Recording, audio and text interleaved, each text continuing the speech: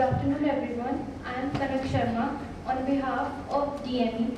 Welcome you all to a very important session on prevention of sexual harassment in workplace, organized by organized by Women Empowerment Cell and ICC, initiated by DME IQAC. We also take this opportunity to welcome our dignitaries and our resource person for the session. We have with us Honorable Mr. Justice Bhagar Singh, Director General DME, Mr. Aman Sahani, Vice Chairman DME, Dr. Professor Ravikant Swami, Director DME, and respected deans and heads of the department. It's my privilege to introduce our esteemed resource person of the session. We have with us Mr. M.J. Abhyankar, an expert POSH trainer. Having more than 40 years of industrial experience in human resource management, along with law and administration. Sir superannuated as General Manager HR from BHEL, a Maharatna company, after 35 years of service in November 2014. He frequently conducts programs and sessions on sexual harassment of women at workplace, vigilance and disciplinary proceedings as a trainer. He also serves as an inquiring authority in disciplinary proceedings and is one of the panel of various organizations including the Government of India. We welcome you, sir.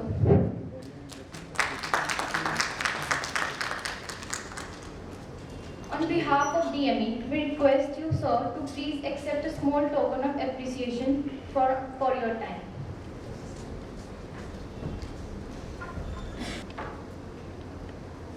We would like to request Professor Dr. Purva Ranjan, Head ICC and Coordinator IQAC, to please say a few words for setting the context of the session. Respected dignitaries, all the heads and deans and my colleagues, and warm welcome to the resource person for today's session. With great privilege, I announce that the ICC at DME is now formally registered at the District Court. It's a great day, and we are having a POSH session for awareness of prevention of sexual harassment at workplace. So, it's a great feeling to be part of an organization which not only respects women, has an inclusive work environment, and ensures that there is a gender equality at premises at all the work spheres, and takes proactive measures to spread awareness sessions and hold such workshops which further strengthen our faith in the organization that yes, DME is a safe and a great place for all gender to work here. And this session is an annual reminder for all of us to ensure and respect everyone's boundary, to ensure and respect everyone's workspaces, and at the same time create a work culture which is safe, inclusive and respectful to all those who work here, whether they come for voluntary work, whether they are contractual employees, whether the labor force who is working here, interns, students, and of course the employees. So without further delay, I request the resource person to be here and share the very pertinent topic for all of us, that is prevention and protection of women at workplace. Thank you. Good afternoon, namaskar. दिख रहा सबको ये?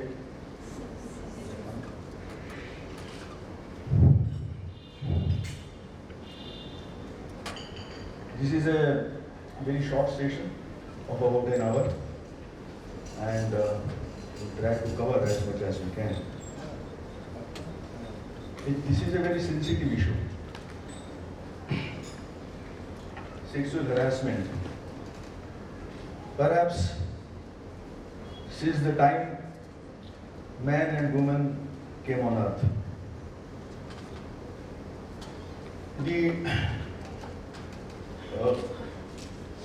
since time immemorial, the harassment of women was happening. Even in our scriptures we find that harassment of women. I mean, I won't name any particular instance, but harassment of women has been happening, is happening, and perhaps will continue to happen. But what is important is, when women come to work, they must be able to work fearlessly. Their dignity must be maintained. Women will contribute only if they are able to work fearlessly. Otherwise, they will always withhold something. It is said, a number of studies have found that the GDP, gross domestic product of a nation, of a country, will increase hugely if the number of women in the total workforce is as much as men employees. A few years back, the number of girl students in the country overall overtook the number of boys students in the country. Same must be the situation in your institute, I suppose. The number of girl students must be at least as much as or even more than the number of boy students. Oh yeah, I was talking about students. These are all teaching and non-teaching staff, and here the number of women has far left behind the number of men. But I was talking about the students in particular. What happens is, if the number of girl students in the country is as much as or even more than the boy students in the country, then why does it happen that the number of women in workforce is far less than men? There may be different reasons. There are different reasons for that, but one of the most important reasons which the studies have found is gender discrimination, hostile work environment, gender insensitivity.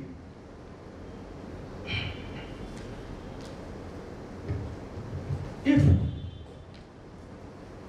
that is so important, if the number of, in fact, I was reading an article yesterday in the Times of India.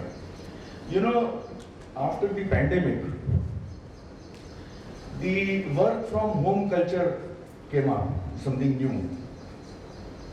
And now TCS, you must have heard of Tata Consultancy Services. They have asked all the employees perhaps to come back to offices. And a large number of female employees have quit the job. They said, no, we are happy working from home.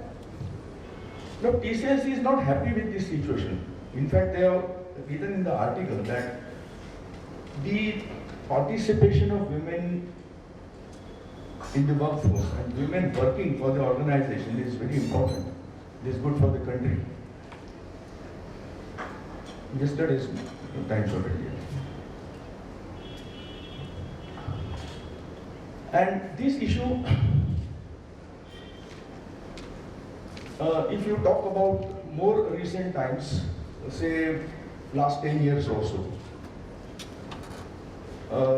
continuously has been coming up in one form or another. If you recall, in the year 2012, December 2012, the Nirbhaya case. Thereafter, a lot of agitations in the country. In fact, the government constituted a committee headed by retired Chief Justice of India, and that committee was supposed to give recommendations within 30 days, and very rarely it happens that the committee gives recommendations in the prescribed time limit.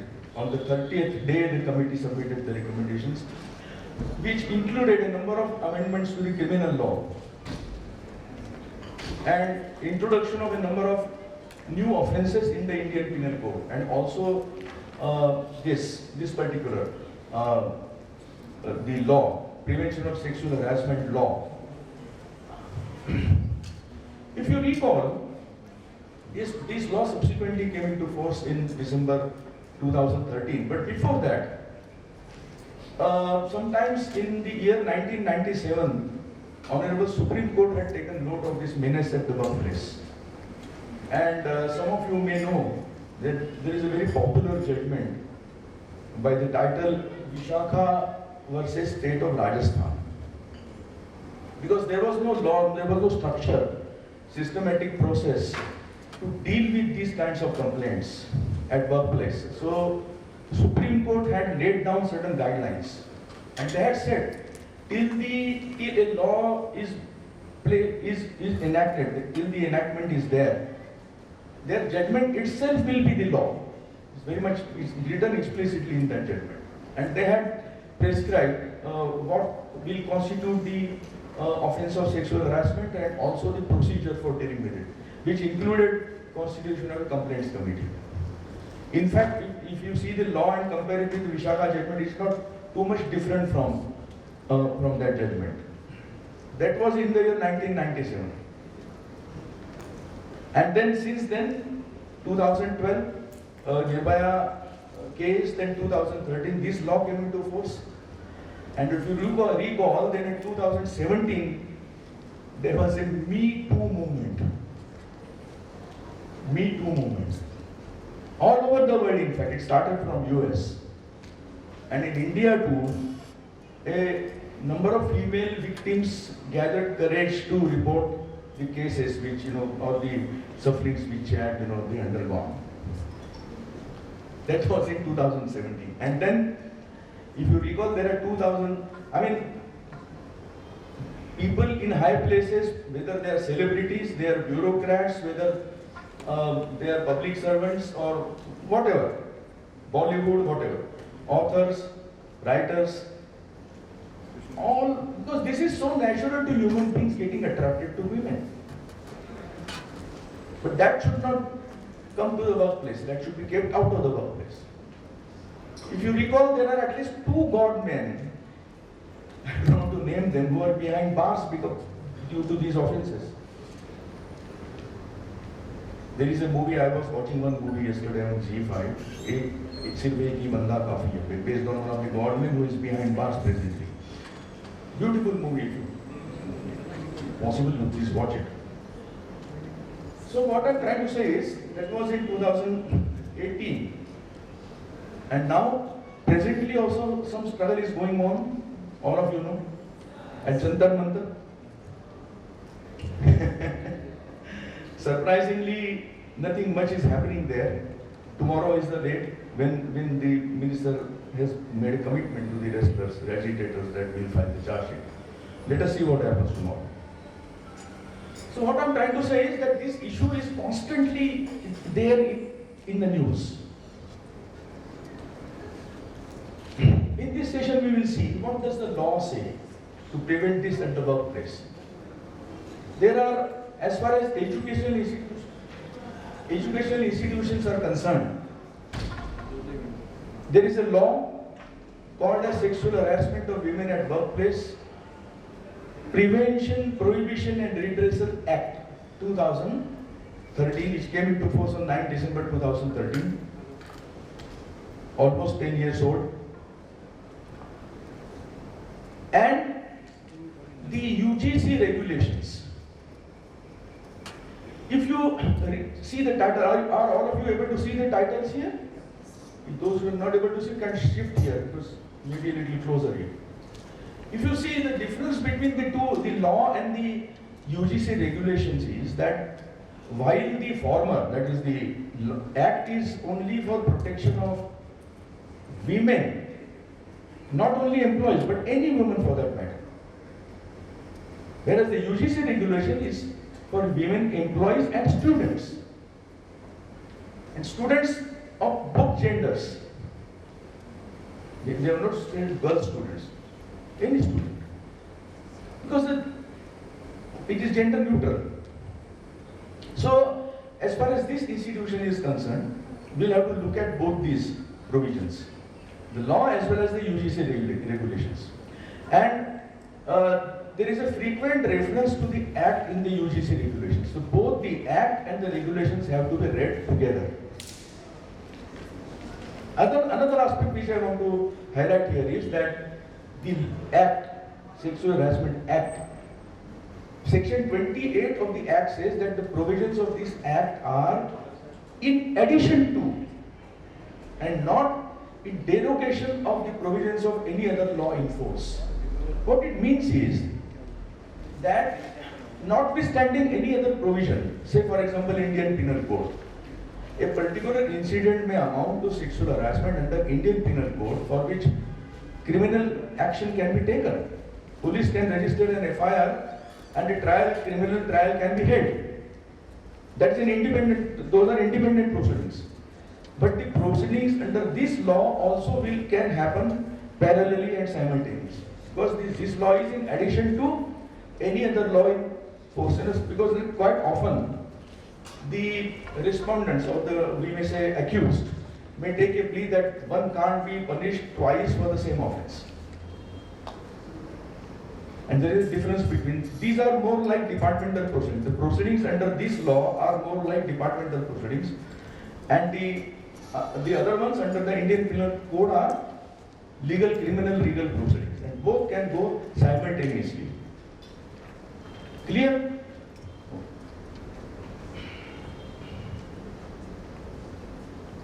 See, the preamble to any act gives you the indication. What is the purpose of this law? The preamble to this act says this is an act to provide protection against sexual harassment of women at workplace and for the prevention and redressal of complaints of sexual harassment and for matters connected therewith. There is no preamble given in the UGC regulations. So as the title itself says, and also it's clear from the contents that it is for protection of women employees as well as students of both the genders. I will refer to a few terms which may come frequently. Let me just make it the definition, just tell you about the definitions. The first term is aggrieved woman. Who's an aggrieved woman? Any woman of any age, whether employed or not, who makes an allegation that she has been sexually subjected to sexual harassment. So, she need not be an employee. To give you an example, suppose there is a visitor here who has visited this campus for some particular service. She is not employed here and she has been harassed by an employee of this institute. She is an aggrieved woman. Need not be working here. Of any age. She can be adjusted. Suppose there is a dispensary here and the families of the staff members of the families of the staff members can take treatment there. Suppose there is a small girl, say about 10 years old. She is harassed by the paramedical staff. She is an aggrieved woman.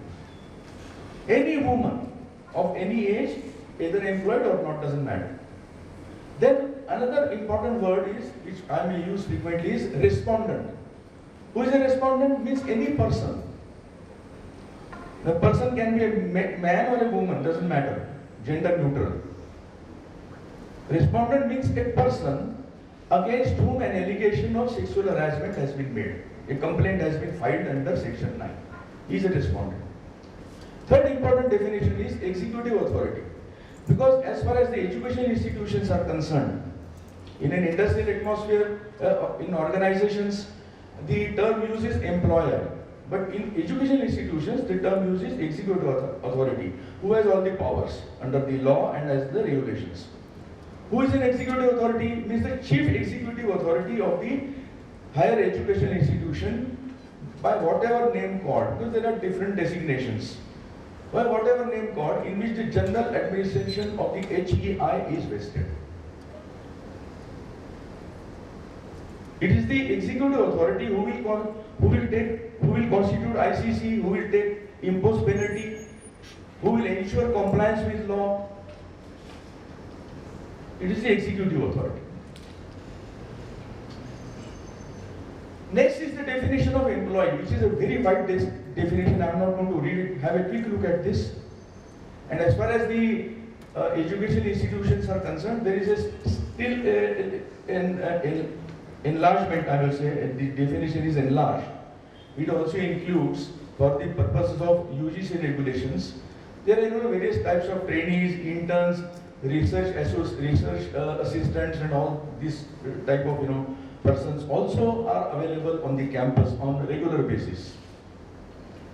So broadly, employee means a person who regularly works or visits the campus for the purpose of work. He may be employed through a contractor. See, these days a lot of activities are outsourced, isn't it? So the employees of the contractor visit the campus for discharging their, providing those services on regular basis. They are also employees. It's a very wide term. Anybody who visits the campus, who is not a casual visitor, who visits the camp, comes to the campus on regular basis is an employee. You just remember this much. Then next is the definition of student. While all of you are staff members, but there can be an incident when a student is the harasser. Is it possible or not? A student can indulge into, he can harass a staff member. So we must know who is a student. So student means a person who is duly admitted and pursuing a program of study either through regular mode or distance mode, including short-term training programs in the institute. He is a student. Then there is a extension that if a student happens to go to some other institute for some official purpose and there he is harassed. Because in these UGC regulations, even a student, of any gender can make a complaint. As far as the Act is concerned, only a woman can make the complaint. But under the UGC regulations, even a student even if he is a boy student, he can make a complaint.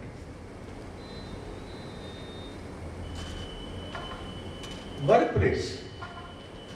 Workplace means the campus of HEI, and the campus itself has been defined separately. It's a very wide definition. Have a quick look at it. Any establishment, any place, any office, any department, any group, by whatever name it is called, which is under the control and authority of the institute, is a workplace. There is an extension here that if an employee goes to another place for official purposes, then that place will also be called as will be included in the workplace, including the transportation which has been provided by the institute. This is very important to understand. Not only the physical premises, but even remote premises where the person has gone for performing some duty, and the transport if it has been provided by the, not the public transport provided by the institute. Campus, I think, have a quick look. Campus means the location or the land on which HEI. It's a very wide definition. I think there should not be any doubt about it.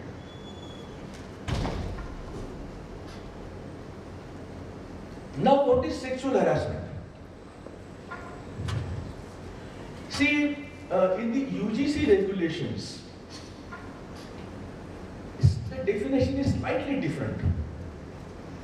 In the UGC regulation, it says sexual harassment means.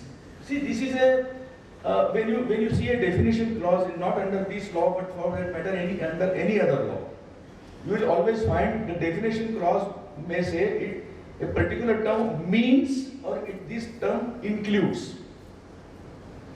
Now, when the definition opens with the sentence with the word means, that means it's a very specific, limited interpretation it must be given. But if it starts with the word includes, that means you must give a very wide interpretation.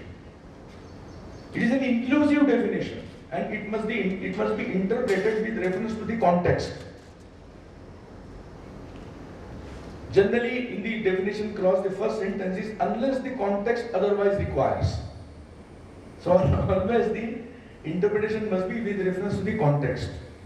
So in the UGC regulations, the sexual harassment has been defined as, it means an unwanted conduct with sexual undertones if it occurs or which is persistent and which demeans, humiliates or creates a hostile and intimidating environment or is calculated to induce submission by actual or threatened adverse consequences and includes. And that thereafter the definition is the same as is given in the law. So the important word here is unwanted. Unwanted by whom? By that person who is being harassed. Similarly, if you see the definition given in the law, sexual harassment includes. This is an inclusive definition. You have to interpret it widely, not limit necessarily to these incidents. Includes any one or more of the following unwelcome acts or behavior. Now here the word used is unwelcome. Unwelcome by whom? By the victim. Now when you look at these words, unwanted or unwelcome, there is nothing absolute about it. Nothing absolute about it. Suppose Navya ji, can I take your name, use your name just as an example? Because I've known Navya last year also, some time back also, I just use her. Suppose we are a little informal, or maybe I know her, so she knows when I talk what is my intent, what is my intention. So I may take maybe a little frank with her. Maybe I may talk about her clothes or maybe talk about her looks. But some other person whom I don't know may take offense. Is it not? Some girl or a woman whom I know, I know what are my limits. And she doesn't mind that. You know, in North India, quite often, hugging females, and I'm not saying whether this is right or wrong, it absolutely depends on the culture. North India, it's quite common. But if you go to South India, perhaps even shaking hands may not be welcome. So it all depends on the culture, the relationship, the informal relations that you have with the person and all those things. So one must always know his or her limits, and if a particular type of behavior is not liked by a person, that person must make it known to the other person that I am not liking it, this is not welcome. And accordingly, not only physical contact, but even when you converse, when you talk to each other, whether you need to be formal or you can be a little informal and thoda bahut joke bhi chalega. It all depends on the type of relationship. There is nothing absolute about it. This is what the point which I am trying to make here.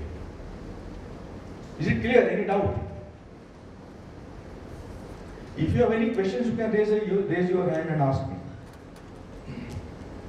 So, what are those type of acts and behavior? Physical contact and advances, no problem. Very clear. Then a demand or a request for sexual favors, what we call as quid pro quo, means something in return for a favor.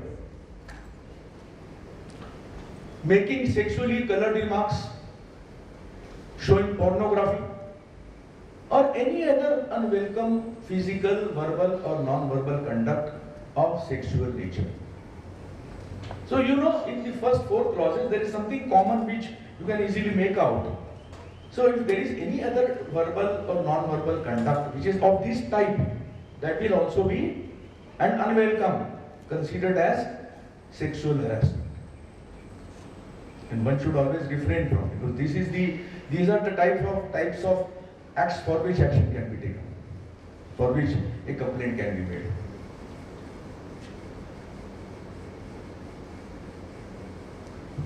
We can go up to we started a little late. What time we should conclude? I think by 4:30 or so. We started a little late, so I'm asking. Is it okay? 4:30? 4:15? Okay. Accordingly, I will just. Okay. 4:15 we should wind up. Right. So these are some instances. It includes sexual harassment may include a number of things. You can have a quick look at this. Here's some examples I have picked up. But every harassment may not be sexual harassment. It may, some type of harassment, some type of behavior may cause irritation. But every harassment is not sexual harassment.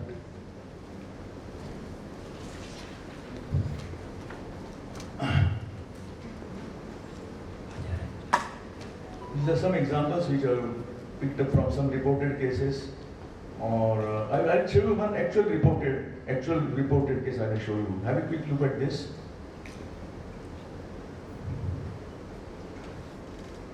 Like talking about personal matters. Some employee is newly wed, asking about the marital life. Well, it all depends. If you're frank with the person, you can perhaps talk a little personal matters also. But if you're formal, then you must not.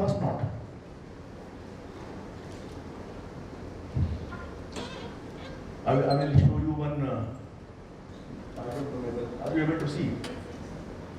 This is from a reported case, Calcutta High Court, and this is an educational institution. So I just picked up a few. There was one senior lecturer come senior instructor who was the respondent, the accused in this case. And the allegations against him were that he used to touch the back, neck and arms of complainant, obviously the girl student, for a longer period than what was necessary for drawing her attention. These are from the judgment I have actually reported. I have given the citation. If some of you are interested, it's available on net. Used to give a piercing and X-ray look at the private parts of all the complainants and commented about uniform fittings. Would intentionally make embarrassing remarks about the girl students in the presence of other students, especially the boy students. When the girl students would return late from their trainings, used to pull them forcibly into his quarters in absence of his family despite their objections. One early morning, on the pretext of checking about the water supply, entered a girl student's room without knocking at the door when the student was sleeping in a night suit. He kept staring at her, much to the embarrassment of that student. Would make comments about the shape of their bodies, physical appearance, dress, color of inner garments of the girl students, and would always pick dusters. While writing something on the blackboard, would pick dusters from the waist and knife from the chest pocket of the girl students only. I don't know what was the practice there, but this is what is mentioned in the judgment. In this case, these were the allegations. Unfortunately, the inquiry conducted against the respondent was due procedure was not followed, and the case was remanded to ICC for conducting the inquiry de novo. This is another aspect which I think the ICC members must be present here. They must be here. Are all of them there? Some of them are there. The ICC has a very important task of conducting the inquiry when a complaint is received, and that inquiry must be held in accordance with prescribed procedure. If there is any shortcoming, then you are ICC members in addition to your normal work. This is an additional work, and you will not like that if just for some technical lacuna, all the work that you have done is set aside or quashed, isn't it? So do it right in the first instance. I will just talk about the procedure a little bit later on. So in this case, the case was remanded, and what happened thereafter is not reported yet. Now, there can be some instances where it is necessary to monitor the performance of women employees, and which are normal managerial functions, administrative functions, and these can't be termed as instances of sexual harassment, even harassment, much less sexual harassment. Following up on work absences. See, I've seen a number of cases are again reported on false and mischievous complaints. There are some employees do take advantage of the situation, and particularly when they are taken to task or some administrative action is taken, then they make a false complaint. Quite possible. So following on work absences, enforcing discipline, then requiring performance to job standards. The normal exercise of management rights, like reviewing the work, periodic review, holding meetings. Sometimes when there are stretched targets, you must be having stretched targets, and every organization has its type of targets, like when you have exam time, or maybe we have to publish the results and things like that. You have stretched targets. You have to complete the activities in a time-bound manner. So work-related stress, meeting deadlines or quality standards, sometimes you have to work late. So these requirements can't be called as harassment or much less sexual harassment. Then constructive feedback about the work mistakes and not the person. These are normal administrative functions. As far as you see, there are three words used: prevention, prohibition, and redressal. So we'll just have a quick look. What are the what is provided for prevention? You know, what is basically required is that the institute or the organization must have a policy in which the legal provisions must be subsumed. The spirit of the definitions must be subsumed in its rules, regulations, policies, whatever by name you may give it. And that must be published. That must be put in public domain. Public domain, I don't mean giving in newspapers, but it must be accessible. Maybe your website or notice boards, wherever possible. Because the employees and the visitors must know that this is a gender sensitive workplace, and it is safe to work here.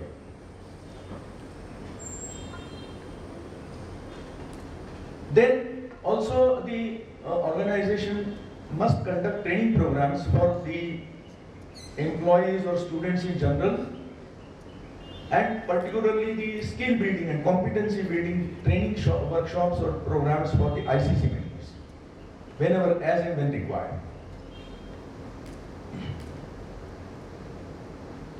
Also, the service rules, conduct rules must be modified to include sexual harassment as a misconduct, and similarly, whatever regulations are applicable to students, there also this sexual harassment must be included, and punishment must be prescribed.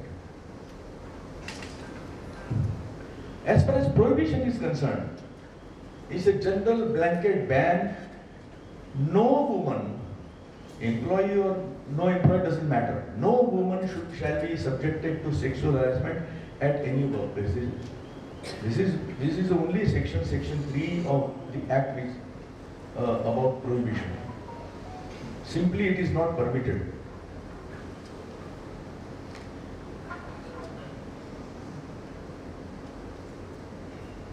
Now let us see.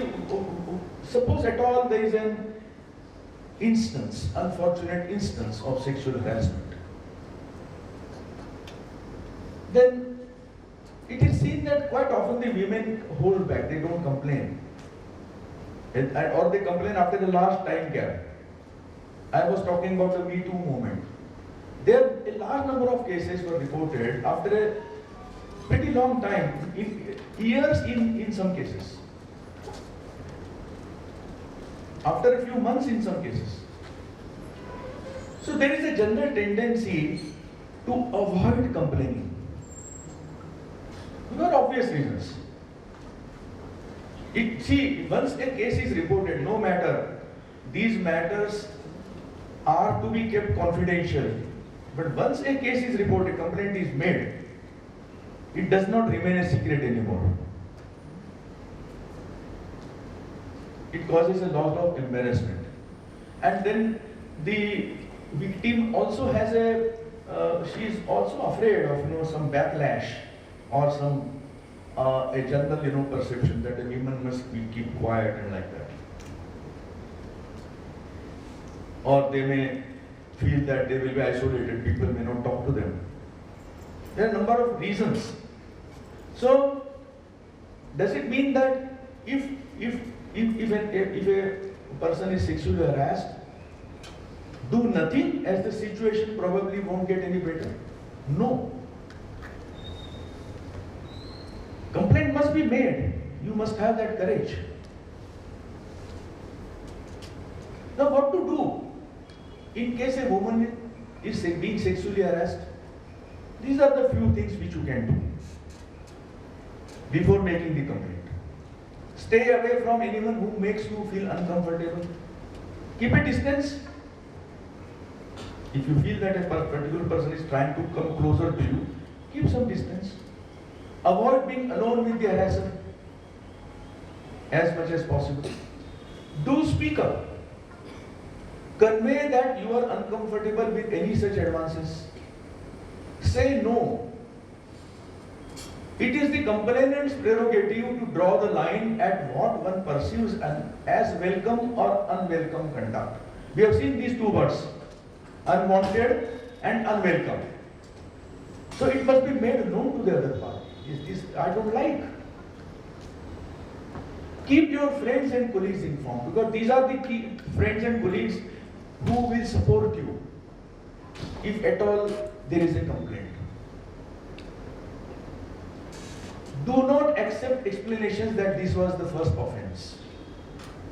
And most important is, never think that what has happened was because of some fault of yours. It is the fault of the one who is sexually harassing you and not yours. It is unfortunate, but you are not responsible for it. Don't feel guilty about it. Keep a careful record of the harassment faced, because this may be required.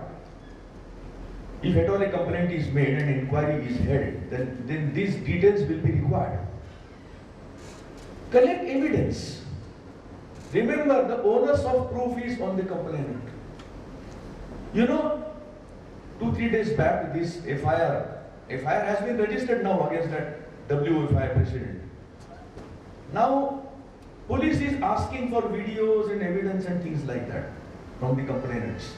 Obviously, the onus of proof is on the complainant. So all these things would be required.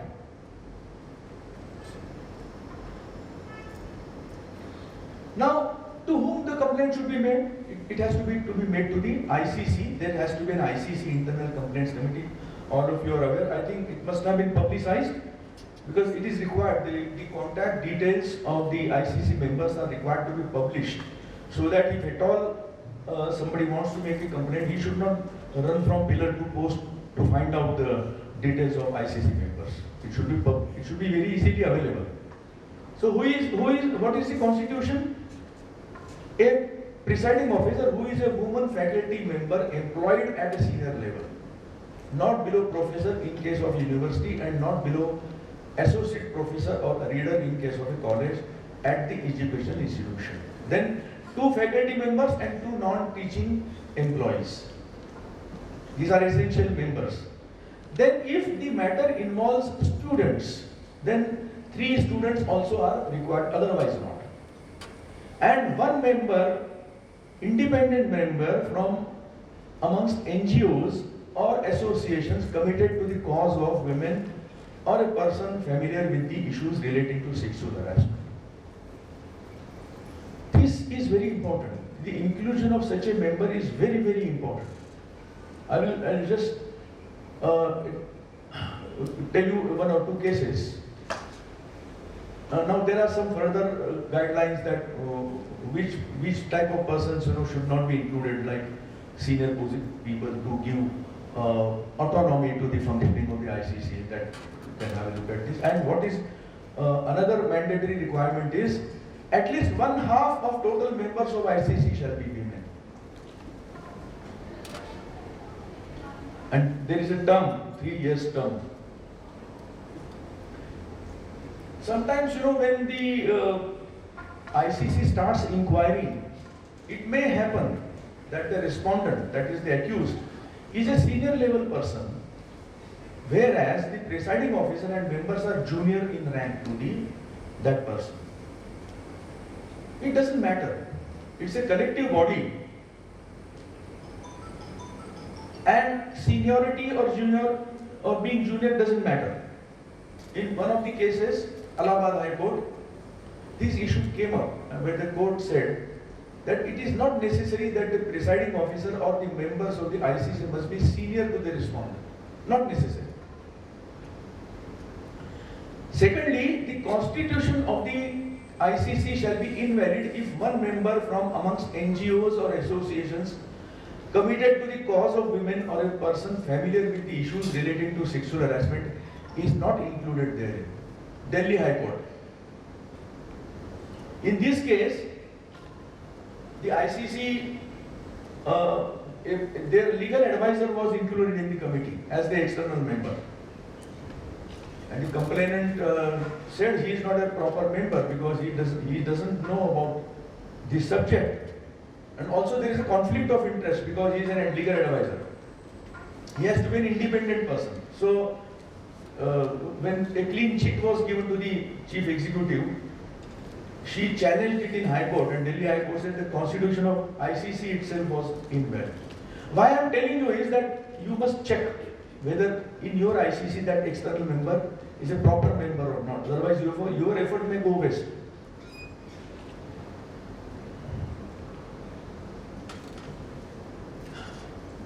Then there are certain disqualifications for members and presiding officers. I think we'll skip this.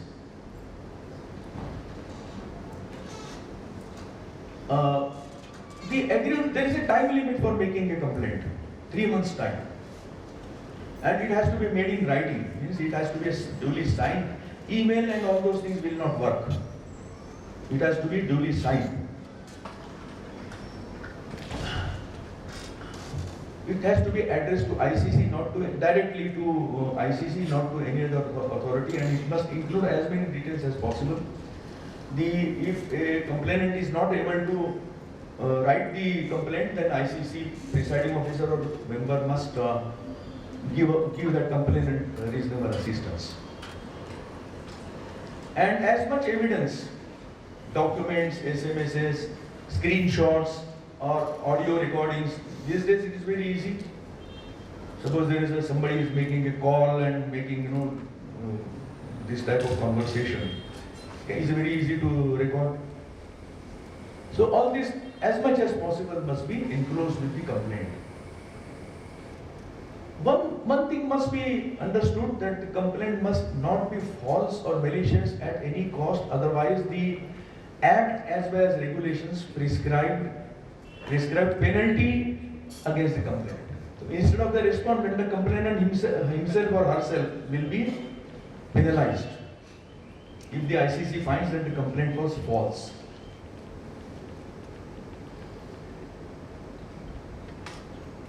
The inquiry has to be held. ICC will hold the inquiry in accordance with the service rules. Normally, there are service rules where an elaborate inquiry procedure is laid down. So that must be followed. You may be having service regulations, the DME may be having, if there is a procedure prescribed, that must be followed and in letter and spirit. And another term is principles of natural justice. That is very important.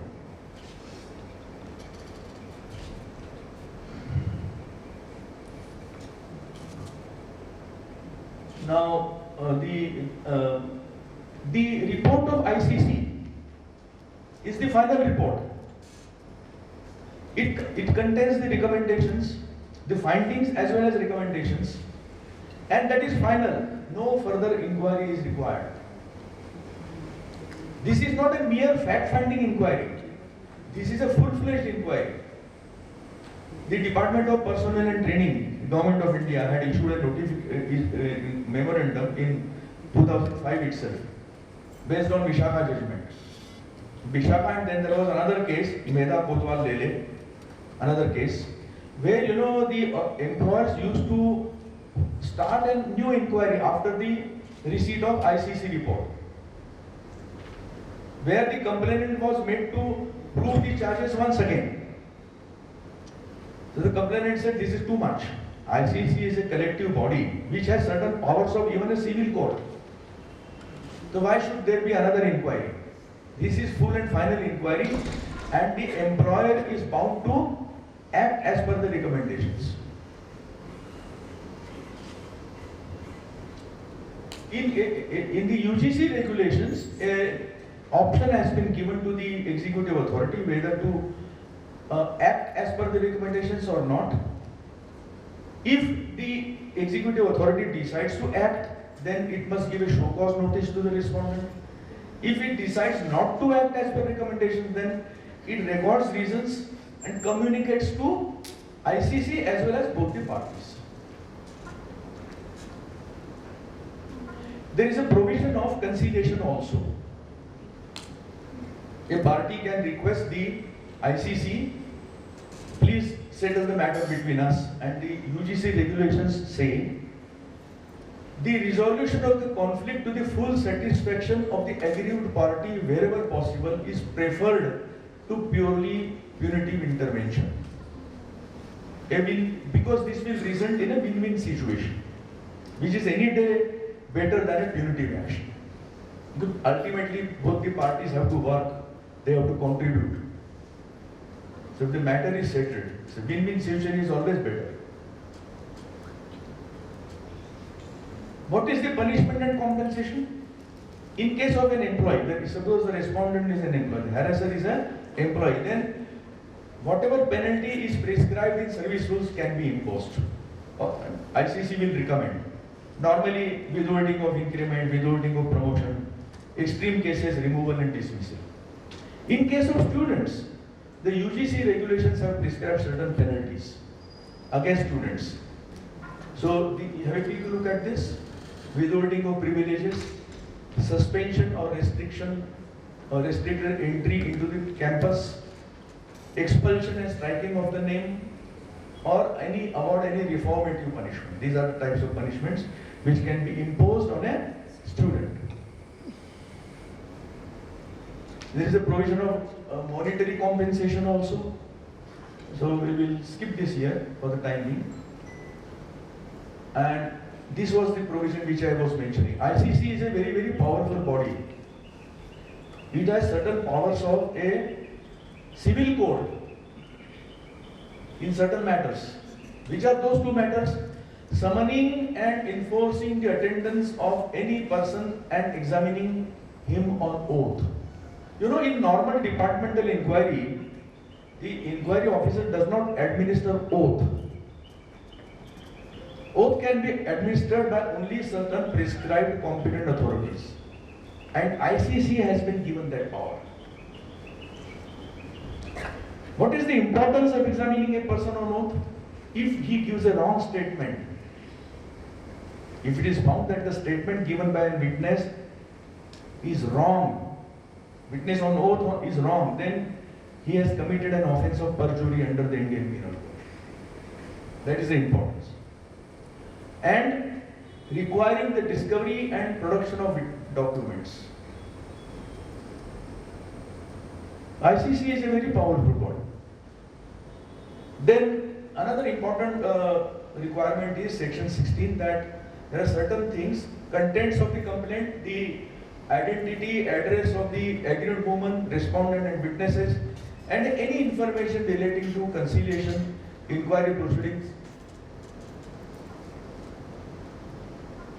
Recommendations of the ICC and the action taken by the employer shall not be published, communicated or made known to the public press and media in any manner. And this is notwithstanding anything contained in the RTI Act. See, RTI Act came into force in 2005. This law came into force in 2013. And it says notwithstanding anything contained in RTI Act. So if you receive an application seeking this information under RTI Act, you can straight away refuse. And there is a penalty against a person, because there can be many other support staff who may be handling these matters, and they may come to know about this type of information. There is a requirement that such persons also should keep confidentiality, and if at all they violate, then a fine can be imposed on them. So I think it's 4:20, I have overshot by 5 minutes, but I couldn't help it. I'll close here. If there are any questions, we can take it. And if any doubt comes to you, these are my contact details. You can contact me even later on. If something occurs to you later on, you can always contact me.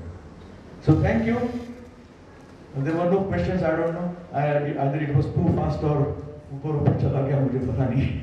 but these were too short sessions. We do conduct, even 3 days, 2 days, full length sessions. But I hope I was able to give you an overview of the legal process. So thank you so much. And I also thank DME for inviting me again for this talk. Thank you, sir, for that detailed understanding of such an important topic.